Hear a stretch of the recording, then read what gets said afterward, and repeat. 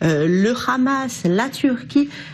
Mais la décision que va prendre aujourd'hui l'Assemblée générale des Nations Unies, est-ce qu'elle peut quelque part embarrasser le président Trump et le contraindre à faire marche arrière sur Jérusalem, précisément? Non, clairement non. Et l'Assemblée générale n'embarrasse que les Nations Unies elles-mêmes, puisque l'Assemblée générale, depuis une quarantaine d'années, est aujourd'hui l'otage finalement du bloc arabo-musulman, dans le passé également du bloc soviétique, ne cesse de faire passer des décisions politisées et politiques, comme je l'ai dit, depuis une quarantaine d'années. C'est cette même Assemblée générale qui avait passé en 1975 la décision définissant le sionisme comme un racisme, une forme de racisme. Donc cette récupération politique de l'Assemblée générale, elle est embarrassante avant tout pour l'ONU.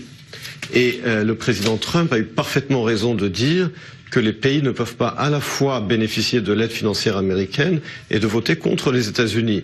Et il aurait dû menacer pas seulement les pays en question, mais également l'ONU elle-même, puisque je vous rappelle que les États-Unis financent près du quart, 22% du budget des Nations Unies, une organisation qui est récupérée par des pays comme la Russie, la Chine et les pays arabo-musulmans pour faire de la propagande anti-américaine. Bon, il y aura des sanctions financières visiblement. Vous pensez que ces menaces-là, financières, elles vont être mises à exécution ?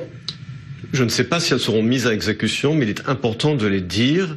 Et il est important de dire aussi aux Nations Unies qu'on ne peut pas à la fois être financé à 22% par les États-Unis et faire de la propagande anti-américaine et prendre des décisions anti-américaines. Il est important de le dire. Entre parenthèses, sous l'administration Reagan dans les années 80, le Congrès avait cessé de payer ses dues aux Nations Unies pendant quelques années.